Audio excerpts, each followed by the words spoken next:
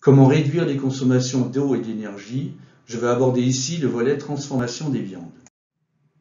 Je vais vous présenter un certain nombre de points qui permettent de réduire les consommations dans les traitements thermiques en charcuterie industrielle ou artisanale.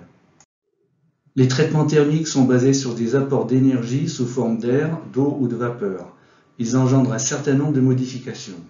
La destruction thermique des micro-organismes doit assurer la stabilité au-delà de la durée de vie commerciale annoncée. Les modifications qui déterminent les caractéristiques sensorielles et nutritionnelles doivent être optimisées. Elles concernent les constituants de la viande et les composants ajoutés. Le niveau de rendement de fabrication passe par la maîtrise du rendement technologique, donc des pertes de cuisson, alors que la liaison des produits, par exemple la tenue de tranche des jambons, détermine le rendement de tranchage. L'apport d'énergie doit être suffisant pour obtenir ces modifications. La maîtrise du traitement thermique doit permettre aussi d'éviter les surconsommations d'énergie. Un barème de cuisson doit prendre en compte les paramètres qui déterminent le transfert de chaleur dans le produit. Les caractéristiques des produits doivent être prises en compte, formulation, dimension. Le type de produit détermine le mode de chauffage utilisé, air chaud pour les pâtés traditionnels ou vapeur saturée pour les jambons, vapeur saturée ou pas pour les saucisses de Francfort. La maîtrise des caractéristiques du fluide chauffant détermine l'efficacité du traitement. L'organisation de l'appareil de chauffage doit assurer un espace suffisant entre les produits pour permettre la circulation du fluide chauffant, déterminé aussi par la ventilation. La vitesse de montée en température à cœur est déterminée par une succession de paliers de température d'une durée déterminée. Ils permettent également de fixer le niveau de chauffage. La température à cœur et la valeur pasteurisatrice, effet combiné temps-température, déterminent ensemble la fin du chauffage. Pour assurer un chauffage suffisant, ces valeurs doivent être déterminées dans le produit situé au point le plus froid de l'appareil de chauffage. La cartographie permet de déterminer le positionnement des points froids et chauds dans l'appareil de cuisson. Il est préférable de la réaliser à pleine charge. Avec la cuisson vapeur, les écarts de température dans une cellule ventilée sont faibles. Ici, pour le premier palier, les écarts moyens sont au maximum de 1 degré Celsius autour de la consigne de 65 degrés. Ils sont encore plus faibles pour le deuxième palier à 75 degrés. Aucune préconisation d'optimisation ne semble nécessaire.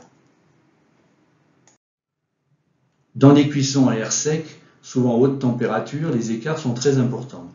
Ici, l'écart maximal mesuré, 32 degrés, entre le bas et le haut de l'appareil, correspond à un appareil mal régulé. La mesure de température au point le plus froid ne peut pas être représentative de l'ensemble du traitement. Elle va augmenter le risque de surcuisson au point chaud et une consommation d'énergie mal maîtrisée. Ce contrôle doit être suivi d'éventuelles préconisations d'optimisation, par exemple, amélioration de la ventilation de l'appareil, correction de la commande de température, reconstruction de barème, révision du plan de chargement. Prenons l'exemple d'une cellule à convection d'air.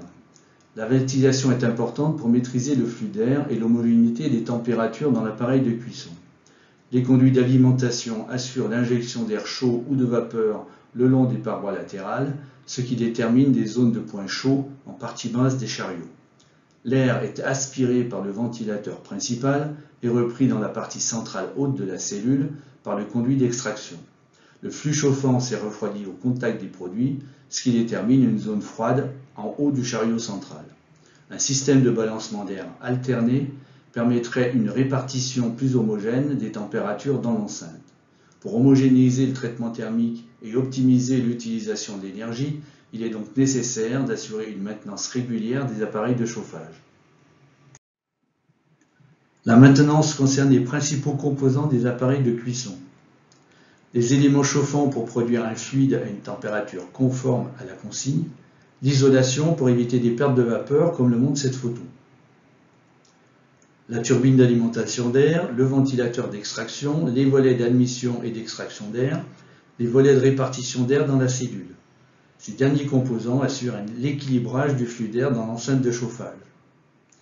La maintenance des systèmes de contrôle concerne la calibration des sondes de mesure, température, humidité relative, et également les systèmes informatiques, en particulier avec le développement de la supervision centralisée.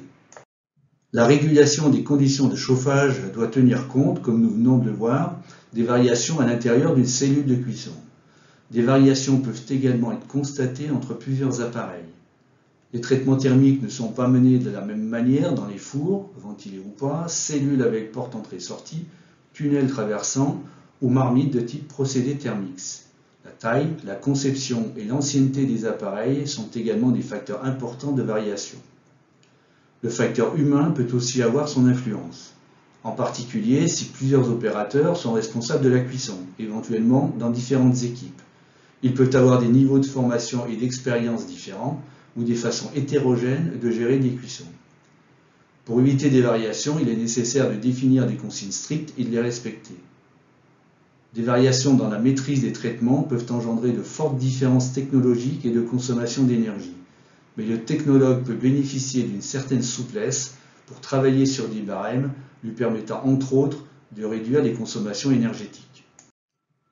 Une mauvaise optimisation de la cuisson peut être due à des barèmes établis pour les cellules les moins performantes, ou des barèmes excessifs pour ne prendre aucun risque en fonction des points froids, ou pire, pour corriger une mauvaise maîtrise de la contamination microbiologique des matières premières ou de l'hygiène des fabrications. Ceci engendre une surcuisson et une surconsommation énergétique. Par contre, il est possible d'utiliser au maximum la chaleur produite en gardant fermé l'appareil après l'arrêt du chauffage. Ce nouveau palier à température décroissante permet de démarrer le refroidissement tout en finissant la cuisson, tout en diminuant aussi la consommation énergétique. DEFI a réalisé une étude visant à utiliser la température décroissante dans le four après l'arrêt du chauffage pour commencer le refroidissement. Le graphique de suivi des températures sur des jambons modèles montre l'évolution de la température ambiante, palier à 68 degrés, puis décroissance progressive après l'arrêt du chauffage jusqu'à l'ouverture de la porte et l'entrée en chambre froide. La température à cœur monte progressivement jusqu'à 67 degrés avec un plateau dont la durée est augmentée par rapport à un barème classique. La part de valeur pasteurisatrice obtenue sans chauffage, caractérisée par la surface sous la courbe de température à cœur et la droite à 55 degrés, est fortement augmentée. Ici, 47% contre 55% pour la part obtenue avec chauffage. Conduire des cuissons avec un barème de ce type est particulièrement intéressant pour des entreprises artisanales. Cela permet d'éviter la phase de refroidissement à température ambiante, remise en cause par les services vétérinaires. Avec une autre conséquence sur les économies d'énergie frigorifique cette fois, l'entrée en chambre froide de produits à température bien plus basse que lors d'une entrée juste après cuisson. Pour la cuisson de noix de jambon à 69 degrés, 3 modes de refroidissement avant entrée en chambre froide à 3 degrés ont été étudiés. Directement aux sorties de cuisson, notre référence, à température ambiante pendant 30 minutes, ou bien dans le four à température décroissante pendant 60 minutes. La durée de chauffage diminue par rapport à la référence, 25 minutes avec le mode ambiance, 45 minutes avec le mode four, qui induit par contre une immobilisation plus longue de l'appareil, élément à prendre en compte pour l'ordonnancement des cuissons successives. L'intérêt des deux modes alternatifs sur les économies d'énergie est souligné par les écarts de consommation de gaz et d'électricité, en particulier pour le mode four, ici 13%. Avec la cuisson de pâté de campagne, palier à 90 degrés, les écarts sont encore plus importants.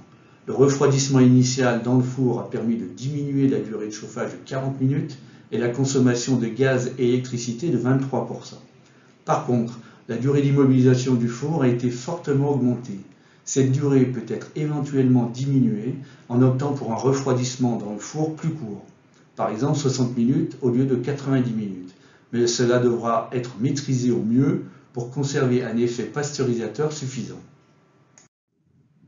Finalement, maîtriser les consommations énergétiques, c'est bien. Nous avons vu qu'un certain nombre de moyens sont disponibles pour y parvenir, moyens matériels, procédures, innovations. Économiser l'énergie en maîtrisant aussi des objectifs technologiques, sanitaires et économiques, c'est encore mieux.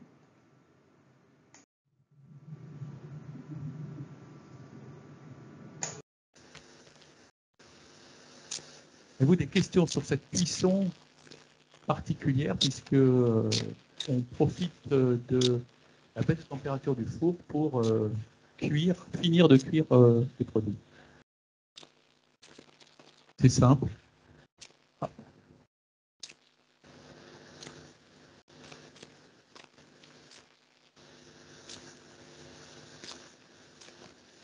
Alors, Denis Husson, effet sur le rendement de cuisson. Jean-Luc.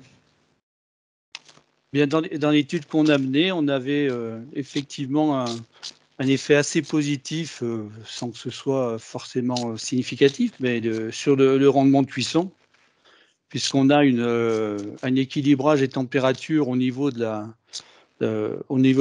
refroidissement. On sait que pour maîtriser le rendement de cuisson d'un jambon, il est intéressant d'avoir, disons, une montée un équilibre entre la vitesse de montée en température et la vitesse de diminution, ce qu'on obtient mieux avec le refroidissement progressif. Donc ça permet une meilleure rétention d'eau, mais j'ai plus en tête les chiffres des différences de rendement, mais c'était relativement intéressant notamment là, on avait travaillé sur des noix de jambon, mais notamment sur les pièces. D'accord, donc non seulement ça a un grand intérêt au niveau énergétique, mais ça ne détériore pas, voire ça améliore le rendement. Ce qui est important, hein, ce qui est important. Par contre, effectivement, l'inconvénient, c'est l'occupation plus importante du four. Oui. Le temps d'occupation du four. Mais bon, si ce n'est pas un facteur limitant pour l'entreprise, elle a tout à gagner à appliquer un tel barème. Après, il faut changer les habitudes des opérateurs, parce que passer d'une habitude d'ouvrir la porte dès la fin de cuisson et à un maintien des produits dans le four, il faut changer des dizaines d'années de pratique. Et oui, mais on comprend bien. D'un côté, on chauffe finalement la pièce en ouvrant la porte, et puis ensuite, on va chauffer le frigo en mettant les produits très chauds dans le frigo.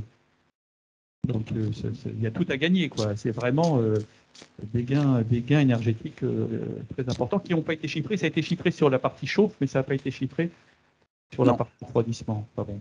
Ouais, donc voilà des pistes très concrètes. Il y avait une question sur la maîtrise de température. Alors, comment réaliser le contrôle de température en fin de cuisson? Toujours de Denis Husson. Si on a faut faire le suivi de température à cœur et de valeurs pasteurisatrices. On a des sondes qui sont en permanence, normalement, comme on l'a vu, sur un produit qui est au point le plus froid de la cellule, ce qui n'est pas toujours évident parce que si c'est au milieu du chariot, au milieu de la cellule, c'est pas toujours facile d'avoir des sondes de température, notamment à câble. Et après, pour déterminer si c'est pour oui, je pense que la question portait sur à quel moment et à quelle température on arrête. Il faut faire des essais ou des simulations de façon à intégrer déterminer l'obtention d'une valeur pasteurisatrice